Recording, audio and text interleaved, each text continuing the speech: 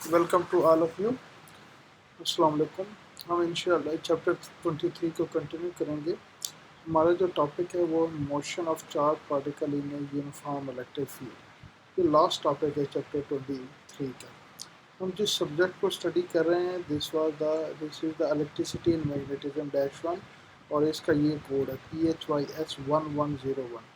ये कोड और ये बुक का टाइटल जो हमारे कोर्स का टाइटल है, you can search on ocw.kfueit.edu.pk। यहाँ पर आप टाइटल लिखेंगे या कोर्स कोड से सर्च भी कर सकते हैं, टाइटल से भी सर्च कर सकते हैं, मेरे नाम से भी सर्च कर सकते हैं, तो आपको ये कोर्स वहाँ पर अवेलेबल होगा।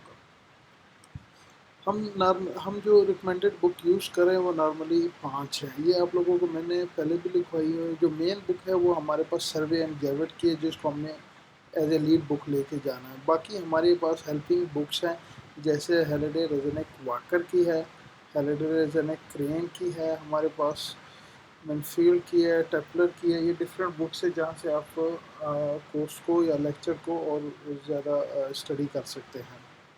जो आज हमारा जो टॉपिक है वो है motion of charge particle in a uniform electric field.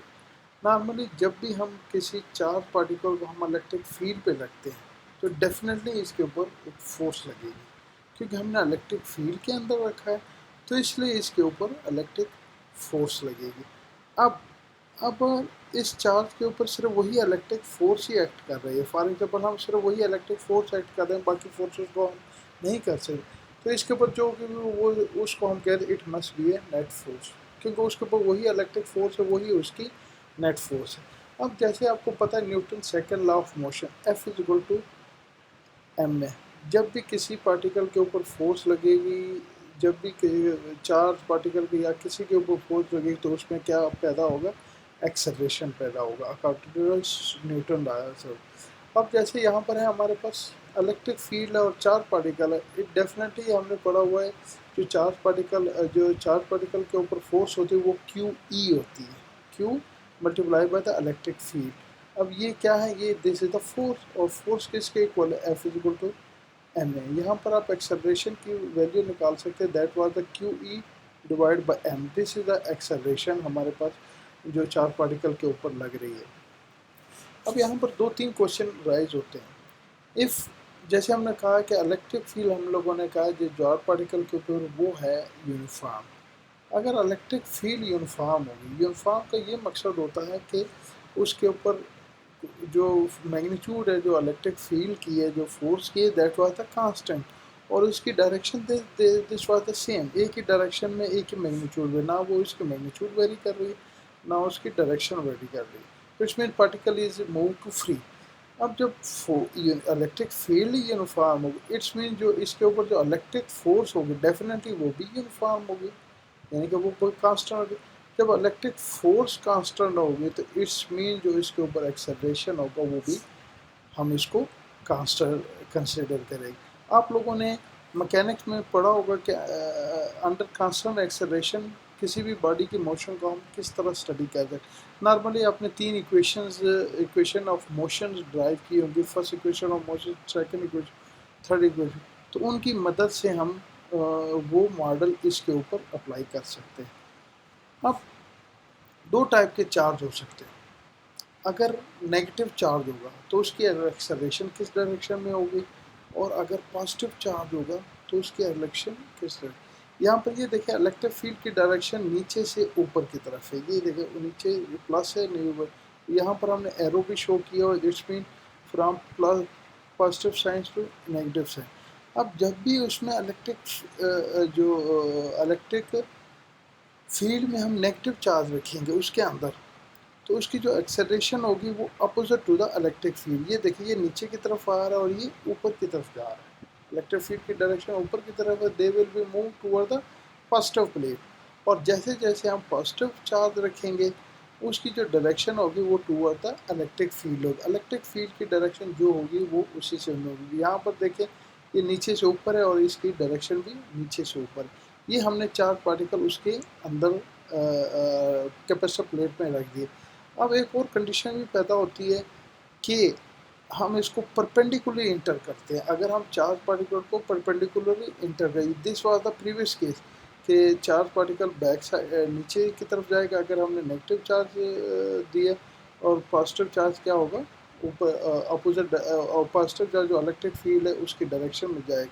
अब अगर ये तो हमने उसके अंदर, अगर हम इसको परपेंडिकुलर फॉल करते हैं, परपेंडिकुलर फॉल करते हैं, अगर नेगेटिव चार्ज हमने फॉल किया तो डेफिनेटली नेगेटिव चार्ज का हमने ये पढ़ा है कि ये जो इलेक्ट्रिक फील्ड की अपोजिट डायरेक्शन में जाएगा, लेकिन ये हमने इसने परपेंडिकुलर पढ़ा के, तो they will be travel like a parabolic, तो ये पैराबोलिक पाथ में ट्रेवल करेगा। अब जैसे हमने यहाँ पर पॉजिटिव चार्ज अप्लाई किया, तो पॉजिटिव चार्ज की जो नॉर्मल डायरेक्शन होगी वो पॉजिटिव से नेगेटिव की तरफ होगी, या in the direction of the electric field. तो ये भी जैसे हम इसके ऊपर परपेंडिकुलर पाथ करें तो यह इसको यहाँ पर ये पैराबोलिक पाथ को फॉलो करेगा। जब भी हम इसको चार्ज पार्टिकल को, जब भी हम right angle to the electric field enter करेंगे, the result motion will be the parabolic. तो अगर पॉजिटिव चार्ज होगा तो वो इलेक्ट्रिक फील्ड की तरफ टर्न लेगा, और अगर नेगेटिव चार्ज होगा तो वो इलेक्ट्रिक फील्ड की जो अपोजिट डायरेक्शन है, जो अपोजिट डायरेक्शन उसकी तरफ टर्न होगा। दिस इज द, अब ये एक एग्जांपल है 23.10 एक्सेलरेटिंग पॉजिटिव चार्ज। ये हमारे पास पॉजिटिव कैपेसिटर पड़ा हुआ है, पॉजिटिव प्लेट है और नेगेटिव प्लेट है। नॉर्मली जो इलेक्ट्रिक फील्ड की डायरेक्शन होती है वो प्लस से माइनस की तरफ होती है। एक तो ये हमारे पास जो इलेक्ट्रिक फील्ड है वो इसमें क्या है, यूनिफॉर्म इलेक्ट्रिक फील्ड, और ये एक्स एक्सेस की, इसमें जो सेपरेशन है वो है हमारे पास D. D is the separation between the plate. अब एक पॉजिटिव चार्ज है, ये पॉइंट उसने लिया, एक ए पॉइंट लिया हुआ है, एक बी पॉइंट लिया हुआ है। अब यहाँ पर पॉजिटिव चार्ज ने अपनी जनरी स्टार्ट की, यहाँ पर v इक्वल 0, अभी वो इनिशियल डायरेक्शन में है और ये मूव कर रहा है टूवर्ड द बी। अब जैसे आपको पता है ये पॉजिटिव चार्ज है, इसने मूव करना है जिस डायरेक्शन में इलेक्ट्रिक फील्ड होगी, इलेक्ट्रिक फील्ड की डायरेक्शन प्लस या minus, that's why he will be move from this way, ये लेफ्ट से राइट की तरफ मूव करेगा। तो हमने ये, अब हमने करना क्या है, एक तो यहाँ पर जब ये पहुँचेगा इसकी what will be the speed under constant acceleration, इसकी स्पीड क्या होगी, क्योंकि ये इलेक्ट्रिक फील्ड हमारे पास यूनिफॉर्म है तो एक्सेलरेशन भी कांस्टेंट, इसकी स्पीड क्या है। ओके, दो मॉडल के अंदर हमने इलेक्ट्रिक फील्ड को मेजर कर, जो हमने स्पीड मेजर करनी है वो दो मॉडल के थे। एक तो अंडर कांस्टेंट एक्सेलरेशन हमें फील्ड मेजर करनी, और दूसरी in term of non isolated system, in term of energy. In term of energy हमने अगर हम नॉन आइसोलेटेड सिस्टम कंसिडर करेंगे तो उसकी क्या स्पीड होगी, और अगर हम पार्टिकल अंडर कांस्टेंट एक्सेलरेशन लेंगे तो under that condition what will be the speed, definitely they will be the same speed. हमने कैलकुलेट करना है, देखते हैं कैसे करते हैं। अब जैसे आपको पता है कि पॉजिटिव चार्ज है, ये एक्सेलरेशन इसकी direction toward the electric field होगा। ओके, एक तो ये, और दूसरा यहाँ पर हमने कहा कि एक तो फील्ड यूनिफॉर्म है तो इसके ऊपर कांस्टेंट फोर्स एक्ट करेगी, और जब कांस्टेंट फोर्स एक्ट करेगी तो हमने नॉर्मली हमने ये कंसीडर किया कांस्टेंट एक्सेलरेशन मॉडल हम इसमें लेंगे, जो अंडर कांस्टेंट एक्सेलरेशन मूव करता है। इसमें नॉर्मली हम इक्वेशन ऑफ मोशंस लेते हैं। मैंने थर्ड इक्वेशन ऑफ मोशन ली हुई V F square is equal to we I square plus 2as, ये एस होता है, एस इज द डिस्टेंस। यहाँ पर हमने final, this is the final distance इसकी पोजीशन है, और this is the negative distance जो इनिशियल डिस्टेंस है।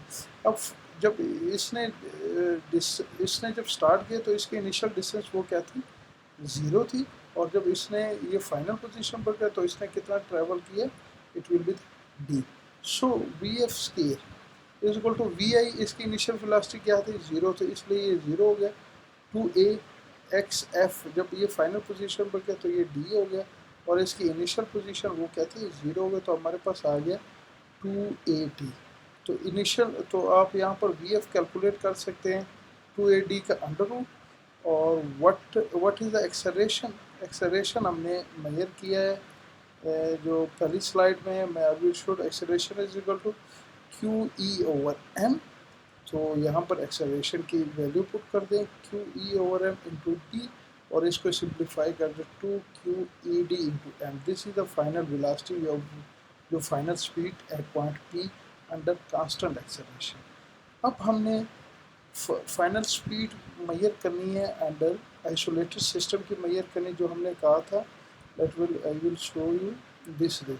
Find the speed of the particle at point B by modeling it is a non-isolated system in term of the energy, in term of energy ये non isolated system है। Non isolated system में हम अभी देखते हैं क्या होता है। ये उम्मीद है कि आप लोगों ने मैकेनिक्स में भी पढ़ा होगा कि नॉन आइसोलेटेड और आइसोलेटेड सिस्टम में क्या डिफरेंट है। सो लेट्स सपोज ये आपने इक्वेशन पढ़ी होगी मैकेनिक्स में, conservation of energy. Total energy जो होती है सिस्टम की वो is equal to the sigma T. T T is the transfer energy, जो भी जितनी भी ट्रांसफर एनर्जी उसके रेट। अब जो टोटल एनर्जी होती है सिस्टम की, ये नॉर्मली हम कहते हैं कि काइनेटिक एनर्जी भी हो सकती है, पोटेंशियल एनर्जी भी हो सकती है और इंटरनल एनर्जी भी हो सकती है। और जो इसकी ट्रांसफ़र एनर्जी होती है ये नॉर्मली वर्क भी हो सकती है, हीट की वजह से भी हो सकती है, मैकेनिकल वेव्स की वजह से मैकेनिकल वेव भी हो सकती है, ट्रांसमिशन वेव्स की, दे आर डिफरेंट। अब यहाँ पर ये देखें कि जैसे जैसे ये एक तो मूव कर रहा है लीनियरली, ठीक है। यहाँ पर एक तो ये मूव कर रहा है यहाँ पर एक तो पोटेंशियल एनर्जी हमारे पास है, they are nothing, potential energy है ही नहीं। तो सारी की सारी यहाँ पर हमारे पास क्या आ गई, इंटरनल एनर्जी। जो टोटल एनर्जी हमारे पास ये क्या आ गई, काइनेटिक एनर्जी की वजह से टोटल एनर्जी, वो हमने डेल के लिख दिया। अब जो राइट पार्ट है इसका, अब जैसे ये मूव कर रहा है ये डिस्प्लेसमेंट चेंज कर रहा है, तो डिस्प्लेसमेंट नॉर्मली वर्क की वजह से चेंज करता है, इसके ऊपर फोर्स लगती है तो डिस्प्लेसमेंट चेंज करता है। बाकी ना हीट हो रहा है ना कुछ, बाकी मैकेनिकल वेव्स इसमें इन्वॉल्व है, नथिंग इज इन्वॉल्व ना नजर। तो ये हमारे पास डब्ल्यू आ गया। तो हमारे पास जो इक्वेशन ये बन के del K is equal to W. अब del K is equal to W या W is equal to del K, they are the same thing. अब वर्क क्या होता है, force into displacement, force into displacement. और डेल के क्या है हमारे पास है kinetic energy, final kinetic energy जो फाइनल पोजीशन पर माइनस है इनिशियल पोजीशन पर। इनिशियल पोजीशन की वजह से तो वेलोसिटी जीरो, इसलिए यहाँ पर काइनेटिक एनर्जी जीरो होगी। और फाइनल जो पॉइंट है बी, वहाँ पर वेलोसिटी है वी एफ। तो यहाँ पर हमारे पास 1/2 एम वी स्केयर, इसको सिंप्लीफाई करें तो वी आपके पास ये आ जाएगा। अब यहाँ पर एफ हमने किया था F is equal to Q, जो हमने स्टार्ट में, ये मैं आपको दिखा दूँ, F is equal to Q E. ये हमारे पास एफ की इज इक्वल क्यू ई, और डेल एक्स टोटल डिस्टेंस जो चेंज है तो वो हमारे पास है डेल डी। और यहाँ पर m is equal to M, तो इसको मज़ीद सिंप्लीफाई करें, दिस इज इक्वल टू की ई डी और एम। ये देख लें कि इसकी भी दोनों केसेस में जो final velocity they will be the same. Different उस सूरत में होगी कि अगर हम एक डिफरेंट कंडीशन कंसिडर करेंगे। तो this is the end of the lecture. Thank you so much.